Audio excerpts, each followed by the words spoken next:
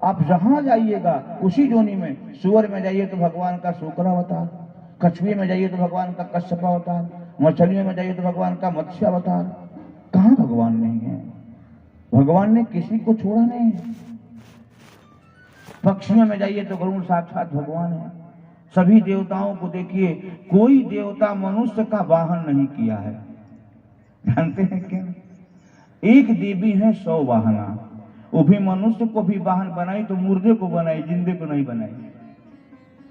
संसार में जितने जीव जंतु हैं सब पर विश्वास किया जा सकता है, मनुष्य को छोड़कर। बाघ पर लोगों को भरोसा है, कुत्ते पर भरोसा है, भैरवनाथ कुत्ते पर चलते हैं, दुर्गा मैया बाघ पर चढ़ती हैं, यमराज भैंसे पर बैठते हैं, नारायण गरुड़ पर बैठते हैं, शंकर भगवान बैल पर बैठते हैं, कार्तिकीय मोर पर। अरे चूहे तक पर लोग भरोसा कर सकते हैं, जबकि चूहा किसी के घर में पूरा फात किए बिना बाकी नहीं रहता। कभी कपड़ा काट देगा तो कभी घर ही उजाड़ देगा, कभी छीट कर देगा। सब पर लोगों ने विश्वास किया, लेकिन मनुष्य पर किसी देवता को विश्वास आज तक नहीं हुआ।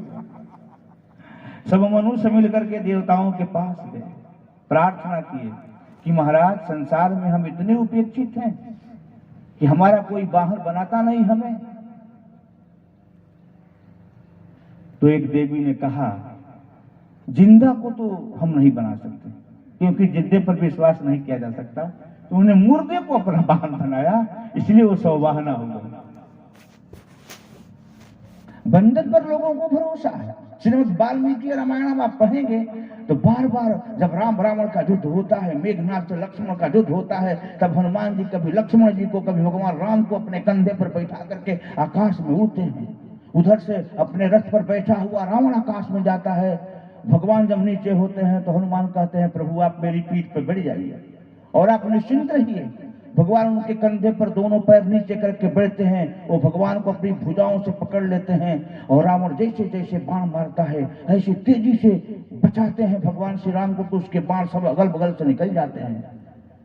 जैसे महाभारत युद्ध में भीष्म पितामह द्रोणाचार्य अश्वत्थामा कर्ण आदि एक साथ मिलकर के जब बाण चलाते हैं अर्जुन पर, तो भगवान रथ को ऐसी तेजी से घुमाते फिराते हैं, मोड़ लेते हैं कि सबके बाण अर्जुन को छोड़ करके अगल बगल से निकल जाते हैं। ऐसे देवता लोग सब पर भरोसा किए, परंतु हम ऐसे निठल्ले मनुष्य हैं कि हम पर किसी का भरोसा नहीं। इसीलिए भगवान कहते हैं, भरोसे लायक भले ही ना हो लेकिन ईमानदारी एक रख लो। बेईमान भी हो तो ईमानदार बेईमान हो, अव्वल दर्जे का बेईमान हो। आप सीरियल देखते होंगे, रावण के दरबार में जब उसके अनुचर, उसके परिकर बोलते हैं श्री राम, तब डांटता है, कहता है मेरे शत्रु के नाम के आगे श्री मत लगाओ। वो कभी श्री राम नहीं बोला।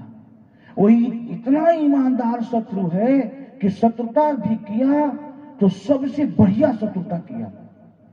आप बताइए, राम जैसे एक एक करके रावण के परिवार का खात्मा करते जा रहे हैं, रावण के लाखों बेटों को मार दिए, रावण के भाई कुंभकर्ण का वध हुआ, उसका हृदय था, प्राण था, मेघनाथ का वध हुआ, लेकिन रावण सीता की कोई क्षति करी? एक उंगली भी लगाया?